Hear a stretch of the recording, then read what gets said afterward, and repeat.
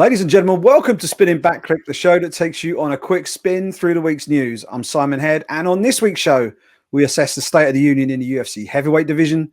We talk title fights, all three of them at UFC 259, and we take a look at Frank Mir's foray into professional boxing. But first, it's been a big month for the UFC heavyweight division, guys. Alexander Volkov, Derek Lewis, and CYRIL Gane all picking up big wins under the main event spotlight in the past month.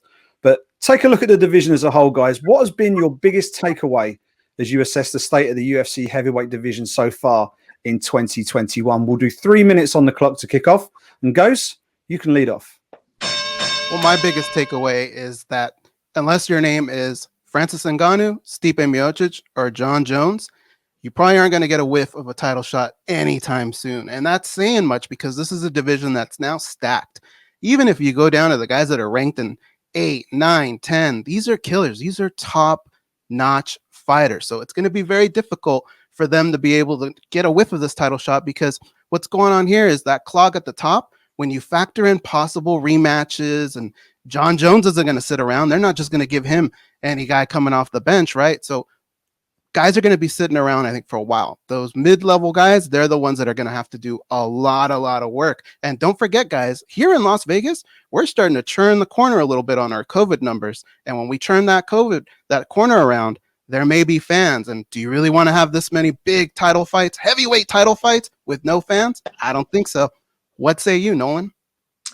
For me, the biggest takeaway is, if you take a step back, right, it's hard sometimes when we're in the day-to-day, when we're so focused on the next big fight, to take a step back and think about the division's progress. And it wasn't too long ago that we were concerned about how there were no new fighters, no new challenges at heavyweight, that there was perhaps only one contender at a time, and we didn't know what 2 or 3 title fights down the line was going to be. And now we have a bunch of contenders, a stacked division to the extent that there is a log jam at the top. There are like 3 guys right now that could be in another universe in that title position that Francis Ngannou is in. So I think this is a pretty damn good problem to have. It shows how far the heavyweight division has progressed and how there's these younger fighters that are on the come up. It doesn't have to be these guys that have been around for 10 years that are challenging for the title. There's fresh new blood in this division, a lot of new matchups, even amongst the top names in the division, not even just title fights. So for me, it's just about the division improving and how far it's come. But George, you might disagree with me on this one.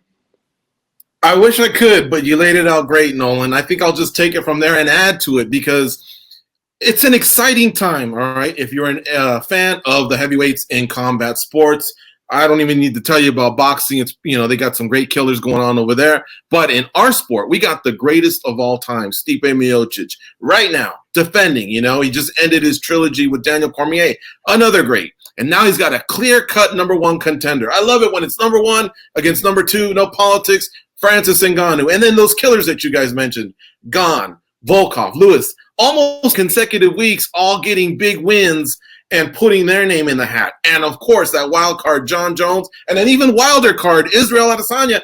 Before John Jones, he was saying, I could go to heavyweight and maybe do some dancing around up there. So you never know. The diversity, too, across geographically, Africa is represented, Russia, the United States, France. I love it. It's exciting times right now in this division. Fun times in the UFC heavyweight division. And speaking of that division, CYRIL Gane's win at the weekend, guys, might not have been the most thrilling we've seen in a heavyweight main event. And it didn't exactly get gushing praise from UFC President Dana White either. The phrase damning with faint praise might spring to mind when you look at what he told Kevin Iole before the press conference. What was your view of Dana White's comments? Do you think they were a fair critique of Gane's performance?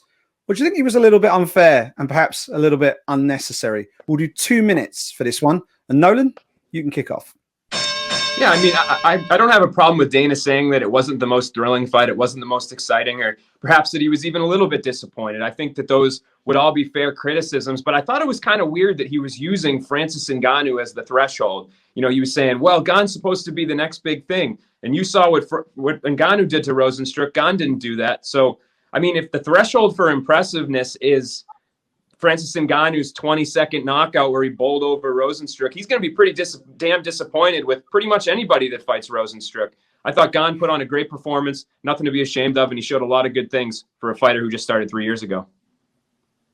See, this time I'm going to have to disagree with my man, Nolan King. I thought it was a fair assessment. And Dana was smart because I think he was really, really frustrated. So this was just a text that he sent to another MMA media member, Kevin Iole. He knew that if he sat down in front of everybody, he was probably going to say some stuff that he didn't regret. And why chop down one of your stars when you really don't need to? He just wanted to send a message, hey, look, I want a little bit more. And on the heels of Volkov and Lewis, I think that's fair because if GANE, who's undefeated, wants to follow in those footsteps, then, yeah, he needs to take advantage of the big spotlight he just had headlining against Jairzinho Rozenstruik, dominating him, but probably not taking it to the fifth gear. Now, I will say it was fair, and it was the key was adding the Ngannou comment, in my opinion.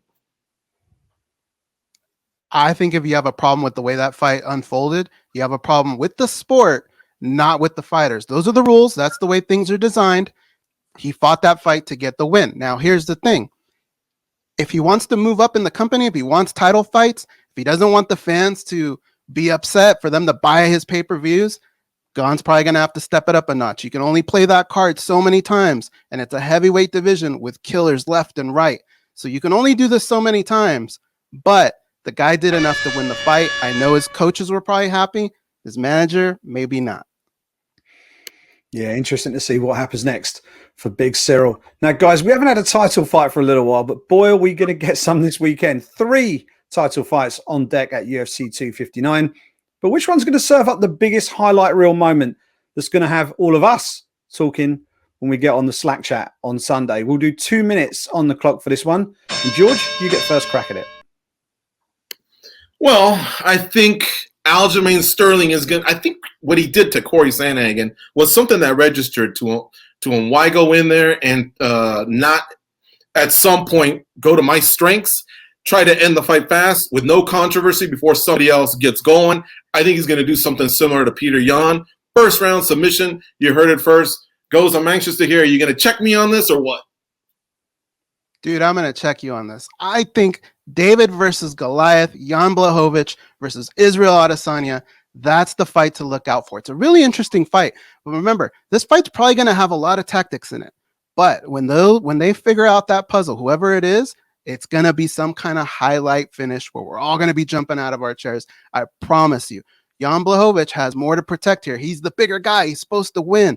Israel Adesanya, though, has got to make a point here because if he wants his name to be mixed in with guys like John Jones, it's a must-win for him. What do you think, Nolan?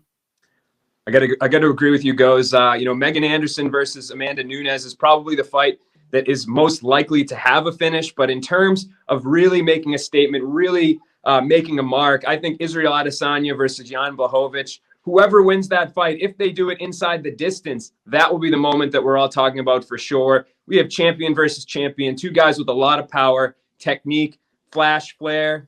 I just can't wait, man. And I think if that one ends inside the distance, it will be hard for anything else on that card to be the main point of discussion when we hop on the Slack chat, like Simon said. It's going to be really interesting to see how that main event pans out. I mean, Jimmy Manuwa, one of the hardest hitters from my neck of the woods, couldn't knock out Jan Blachowicz. Can a middleweight Israel Adesanya? We will find out on Saturday First round night. Submission. Remember that, guys. First round submission. I know what I'm telling you guys. Mystic George. Well, we want to get some predictions about all of the predictions will be live on MMA Junkie this week. But Megan Anderson in the co-main event is the biggest underdog involved in all these title fights we're going to see at the weekend. A win over Amanda Nunes would surely be considered one of the biggest title fight upsets, certainly from a statistical point of view in UFC history. But looking back over the sports history, guys, what is the one title fight upset that has resonated the most with you in your careers covering the sport? We'll keep it nice and short again. 2 minutes on the clock. And Goes, you get to take the first one off the pack. For me, it's got to be when Matt Serra defeated GSP. If you look at the buildup to all that, it was kind of like that Rocky 1 moment, right? Matt Serra getting that second chance. GSP was unstoppable at the time. That big moment there said so much for all the other fighters in the UFC that anything can happen at any moment. And just me personally, that was actually the first time we did a post-fight show to prepare ourselves for what would be the #1 show. of MMA Junkie Radio, our very first episode that Monday. And so in that process, I remember getting a call from Frank Trigg, who was with a bunch of Pride fighters. They were about to have Pride fighting championships. They were in Japan, and I had to give them that result. And it took me about 5 to 10 minutes to convince everyone that GSP had lost that fight. That's how big that was. You know, and for me, it has to be UFC 199, Michael Bisping knocking out Luke Rockhold. I think, you know, not only was that a big upset, but it also was very meaningful, I think, to a fan, somebody like me who was a big fan of the sport, to see Michael Bisping, the fighter that it would always be at the top of the division, who could never really make it and had to compete in an era where there was not maybe the best drug testing that we have now. And a lot of his opponents tested positive, and he was in, I don't know, he's just always at the top of that division. To see him go out there and do what he did on that night to top off a very special card in the fashion that he did it, I mean, as a fan, I think that there was nothing that ever beat that for me. You know, right before Conor McGregor was the biggest star ever in our sport, it was Ronda Rousey, and Goz and I were hosting a viewing party at the Sunset Station in Vegas. I remember right before the fight, who thinks Holmes going to win? Crickets. Who thinks, I didn't even get to say her name, Rousey, and everybody was all over it. So imagine how quiet that place got when Holly Holm got her KO. I'll never forget it. And earlier that week, a big gambler in Vegas, Vegas Dave, had stopped by our studio and said, who do you guys think is going to win? And we gave him a little bit of a breakdown. Well, that breakdown turned into a story, and it led him to bet 20 grand at 10 to 1. He made 240,000 or something like that, $200,000 off his little visit to MMA Junkie Radio. We never got our cut, by the way. Disgraceful. You need to go and hunt that man down. Finally, for this week's show, guys, former UFC heavyweight champion and friend of MMA Junkie Radio, Frank Mir, has announced that he's returning to competitive action, and he's going to take on former world light heavyweight boxing champion Antonio Tarver under boxing rules on the Jake Paul Ben Askren undercard on April 17th. Now, when this news appeared, it completely caught me unawares. I did not see this one coming.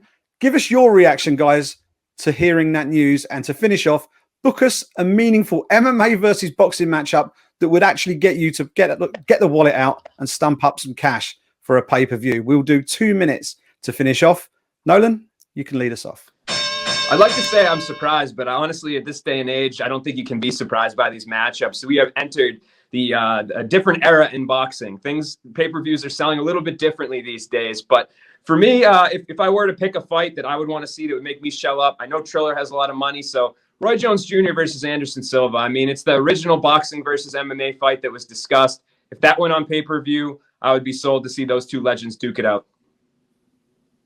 You know, I wasn't too shocked when I heard it, because there's just, I mean, come on, Van Askren, boxing, that once you hear that, nothing else can surprise you, right? By the way, I'm taking them. But no, I wasn't surprised. I heard the two names, and I'm really, really looking forward to it. And I think the magic is it's not disrupting anything that's happening in their sports. Tarver is long retired from boxing. Mir, who we know is a free agent, we don't know his next destination. He's just willing to challenge himself. So I like it. So what would be something that I think I could think of to toss the Triller? The Diaz brothers versus the Paul brothers. Make it happen. I think it would be tremendous. The 209 versus wherever those jokers are from. And it doesn't interrupt anything that's happening in MMA, because the bigger Diaz has yet to return to MMA. And Nate Diaz is still just kind of waiting for what's Conor going to do, what's Dustin going to do. Tell you what they're going to do. They're going to fight each other. You need to get busy and kick one of the Paul's brothers' asses. George might be onto something. I got to give him credit there. Look, the fight definitely caught me by surprise. Those just aren't names that have ever really been linked together. It's Frank Mir is not really known for his boxing. So to have those linked together, it was a little bit shocking. But I think when you break down the fight, you got to look at age, right? And Antonio Tarver has not been active where Frank Mir has. So I think it'll be a lot more competitive than people really think. I think it'll be a good fight. If I had to book one, though, I'm going to go with the ladies. And I'm going to go with Clarissa Shields, who's actually giving MMA a shot, and Amanda Nunes, who's always wanted to give boxing a shot. I think that'll be a slugfest. They'll show these women do have power. It'd be a great fight. I think George has got this one nailed. Diaz brothers versus the Paul brothers. Book it. Triller, if you're watching, make this thing happen, please. Right, that is all we have time for on Spinning Back Clique this week. It is a big week for you, and it's a big week for MMA Junkie. UFC 259 is huge. We'll have coverage all week long, so keep it locked to the site, and we will be back to unpack it all next week.